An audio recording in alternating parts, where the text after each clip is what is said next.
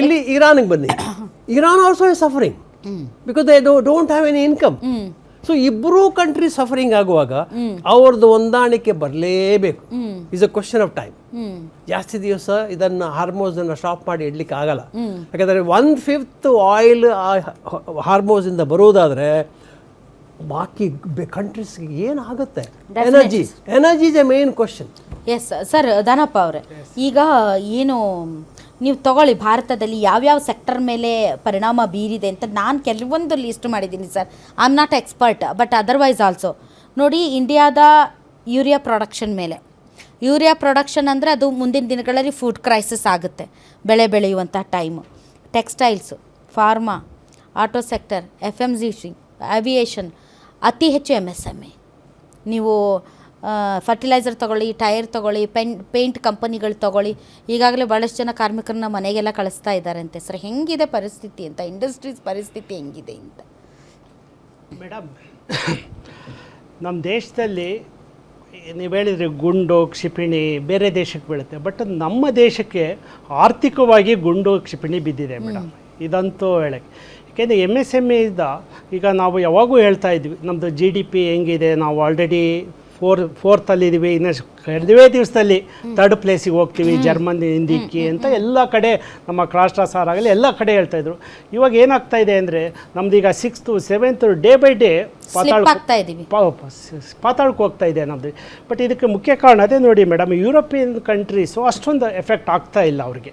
ಇದು ಜರ್ಮನಿ ಆಗಲಿ, ಬ್ರಿಟನ್ ಆಗಲಿ, ಜಪಾನ್ ಆಗಲಿ. ಬಟ್ ಇಲ್ಲಿ ಒಂದು ಸ್ವಲ್ಪ ಅವ್ರದ್ದು ಅಷ್ಟೇ ಒಂದು ಗ್ರ್ಯಾಜುಯಲಿ ಅಷ್ಟೇ ಇದ್ದರೂ ಕೂಡ ಅದು ಕಡಿಮೆ ಆಗಿಲ್ಲ. ಬಟ್ ನಮ್ಮಲ್ಲಿ ಮೇಜರು ಮೇಡಮ್ MSMEದಲ್ಲಿ GDP 33% MSMEಯಿಂದನೇ GDP ದೇಶದ್ದು. ಇವತ್ತು ಬರೀ ನೀವು ಹೇಳಿದರೆ ಬರೀ ಸೆಕ್ಟರ್ ಅಂತ, ಯೂರಿಯಾ ಸೆಕ್ಟರ್, ಸಾಕಷ್ಟು ಪೆಟ್ರೋಕೆಮಿಕಲ್ ಪ್ರಾಡಕ್ಟ್ಸ್ ಡಿಪೆಂಡ್ಸ್ ಆದವು, ಸಾಕಷ್ಟು ಸೆಕ್ಟರ್ಸ್ ಇದ್ದಾವೆ. ಉದಾಹರಣೆ ಪೇಂಟ್ ಮಾಡಬೇಕು, ಪೇಂಟಲ್ಲಿ ಒಂದು ಪ್ರಾಡಕ್ಟ್ ಬರುತ್ತೆ, ಅದಿಲ್ಲ ಅಂದರೆ ಪೇಂಟ್ ಮ್ಯಾನುಫ್ಯಾಕ್ಚರಿಂಗ್ ಮಾಡೋಕ್ಕಾಗಲ್ಲ. ಇವನ್ LPG ಆಗಲಿ, LPG ಮೇಡಮ್ ನಮ್ಮಲ್ಲಿ ಪೀಣ್ಯ ಕೈಗಾರಿಕಾ ಪ್ರದೇಶದಲ್ಲಿ 25% ಇಂಡಸ್ಟ್ರಿಗಳು LPG ಮೇಲೆ ಡಿಪೆಂಡ್ ಆಗಿರೋದು. LPG ಇಲ್ಲ ಅಂದರೆ ಮೇಡಮ್, ಆಮೇಲೆ ಒಂದು ದೊಡ್ಡ ಮೆಟೀರಿಯಲ್, ರಾ ಮೆಟೀರಿಯಲ್ ಕಟ್ ಮಾಡಬೇಕು ಅಂದರೆ LPG ಗ್ಯಾಸಿಂದನೇ ಕಟ್ ಮಾಡಿ ಅವರು ಪ್ರೊಡಕ್ಷನ್ ಮಾಡೋರಿಗೆ ಕೊಡಬೇಕು. ಅದು ಕ್ಯಾಸ್ಕೇಡಿಂಗ್ ಎಫೆಕ್ಟು. ಅವ್ನು ಅದು ಕೊಟ್ಟಿಲ್ಲ ಅಂದರೆ ಅವ್ನು ಪ್ರೊಡಕ್ಷನ್ ಆಗಲ್ಲ. ಈ ಥರ ಒಂದು ಸಮಸ್ಯೆ ಆಗ್ತದೆ. ಆಮೇಲೆ furnace oil madam, furnace oil ಇತ್ತು ಮೊದಲು 40-45 ರೂಪಾಯಿ ಲೀಟ್ರ್ ಸಿಗೋದು, ಇವತ್ತು 150 ರೂಪೀಸ್ ಲೀಟ್ರ್ ಆಗಿದೆ. ಇವತ್ತು ಕೂಡ ಬೆಳಿಗ್ಗೆ ಒಬ್ಬರು ನಮ್ಮ ಮೆಂಬರ್ ಹೇಳ್ತಾ ಇದ್ದರು, ಇವತ್ತು ಕೂಡ LPG ಸಿಗ್ತಾ ಇಲ್ಲ ಅಂತೇಳಿ. Indane and HP complete stop ಮಾಡಿದ್ದಾರೆ ಸಪ್ಲೈ ಮಾಡೋದು. ಟೋಟಲ್ ಪ್ರೈವೇಟ್ ಏಜೆನ್ಸಿಯಲ್ಲಿ ಸಿಗುತ್ತೆ 1 to 3. ಮೊದಲು 1500 ಇತ್ತು ಒಂದು 19 kg ಸಿಲಿಂಡ್ರು, ಇವತ್ತು 4500 ಇದೆ. ಪ್ರೈವೇಟಲ್ಲಿ ಸಿಗುತ್ತೆ, ಎಷ್ಟು ಬೇಕಾದರೂ ಸಿಗುತ್ತೆ. ಬಟ್ ಇದರಲ್ಲಿ ಇದು ಗೋರ್ಮೆಂಟ್ ಏಜೆನ್ಸಿಯಲ್ಲಿ ಯಾವುದು ಸಿಗ್ತಾಯಿಲ್ಲ, ಇಂಡಿಯನ್ ಆಗಲಿ, HP ಆಗಲಿ, BP ಆಗಲಿ. ಬಟ್ ಇದರಿಂದ ಸಾಕಷ್ಟು ಇವತ್ತೇನು ನೀವು ಹೇಳ್ದಂಗೆ ಕಾರ್ಮಿಕರು ಬೀದಿ ಬರ್ತಾಯಿದ್ದಾರೆ. ಯಾರು ಫ್ಯಾಕ್ಟ್ರಿ ಕೂಡ OT ಕೊಡ್ತಾ ಇಲ್ಲ, ಓವರ್ ಟೈಮ್ ಕೆಲಸ ಮಾಡ್ತಾ ಇಲ್ಲ, ಅವ್ರಿಗೆ ನಾವು ಕೊಡೋ ಸಂಬಳ ಸಾಕಾಗ್ತಾ ಇಲ್ಲ. ಹಾಗಾಗಿ ಪ್ರೊಡಕ್ಷನ್ ಕಡಿಮೆ, ಸ್ಲೋ ಡೌನ್ ಆಗಿದೆ, ಪ್ರೊಡಕ್ಷನ್ ಕಟ್ ಆಗಿದೆ. ಸೊ ಪ್ರೊಡಕ್ಷನ್ ಕಟ್ ಆದ್ರೆ ನೀವು ಎಂಪ್ಲಾಯ್ಸ್ನ ಇಟ್ಕೊಂಡು ಏನು ಮಾಡ್ತೀರಿ? ಎಂಪ್ಲಾಯ್ ಏನು ಮಾಡ್ಬೇಕಂದ್ರೆ ಸುಮಾರು ಜನ ಆಲ್ಮೋಸ್ಟ್ 25-30% ಈಗಾಗಲೇ ಆ್ಯಕ್ಚುಲಿ ಮಾರ್ಚ್ವರೆಗೂ ಇಯರ್ ಎಂಡು ಹೆಂಗೋ ಒಂದು ಟಾರ್ಗೆಟ್ ಇತ್ತು, ಅದನ್ನ ಒಂದು ರೀಚ್ ಮಾಡಿ ಒಂದು ಕಂಪ್ಲೀಟ್ ಮಾಡಿದ್ದಾರೆ. ಬಟ್ ಈ ಏಪ್ರಿಲಿಂದ ತುಂಬಾ 25-30% ಪ್ರೊಡಕ್ಷನ್ ಕಮ್ಮಿ ಆಗಿದೆ. ವರ್ಕರ್ಸ್ ಅಂತೂ ತುಂಬಾ ಏನು ಇವತ್ತು ಒಂದು ಫ್ಯಾಕ್ಟ್ರಿಲಿ 100 ಜನ ಹಿಡ್ಕೊಂಡವರು 25-30 ಜನ ಕೆಲಸದಿಂದ ತೆಗಿತಾ ಇದ್ದಾರೆ. ಏಕೆಂದರೆ ಅವರಿಗೆ ವರ್ಕೌಟ್ ಆಗ್ತಾ ಇಲ್ಲ ಮೇಡಮ್. ದೊಡ್ಡ ಕಂಪ್ನಿಯಲ್ಲಿ ನಮ್ದು ಏನಿದ್ರೆ ಎಲ್ಲ ಮೈಕ್ರೋ ಸ್ಮಾಲ್ ಇಂಡಸ್ಟ್ರಿ, ಯಾರು ಕೂಡ ಪ್ರಾಡಕ್ಟ್ ಮ್ಯಾನುಫ್ಯಾಕ್ಚರಿಂಗ್ ಮಾಡಲ್ಲ. ಯಾರು ಪ್ರಾಡಕ್ಟ್ ಮ್ಯಾನುಫ್ಯಾಕ್ಚರ್ ಮಾಡ್ತಾರೋ ಅವರಿಗೆ ಜಾಬ್ ವರ್ಕ್ ಮಾಡಿಕೊಡ್ತಾರೆ, ಕೆಲವು ಮೆಟೀರಿಯಲ್ ಹಾಕಿ ಕೊಡ್ತಾರೆ. ಇವತ್ತು ಬೆಳಿಗ್ಗೆ ಅವರು KMFಗೆ ಸಪ್ಲೈ ಮಾಡ್ತಾರೆ ಒಂದು ಮೆಟೀರಿಯಲ್ಲು. ಅವರು ಹೇಳ್ತಾ ಇದ್ರು, ನಾವು KMFಗೆ ಒಂದು ಏನು ರೇಟ್ ಕಾಂಟ್ರಾಕ್ಟ್ ಅಂತ ಮಾಡ್ಕೊಂಡಿರ್ತೀವಿ, 6 ಮಂತ್ಗೆ 1 ಇಯರ್ಗೆ ಅದೇ ರೇಟು ಹೋಗಬೇಕು. ಇವತ್ತು ಸಡನ್ನಾಗೆ 100 ರೂಪಾಯಿದ್ದು 300-400 ರೂಪಾಯಿ ಆಗಿದೆ. ಅವ್ರು ಹೆಂಗೆ ನಾವು ಸಣ್ಣ ಕೈಗಾರಿಕೆಗಳು ಅವರಿಗೆ ಸಪ್ಲೈ ಮಾಡೋದಾಗುತ್ತೆ?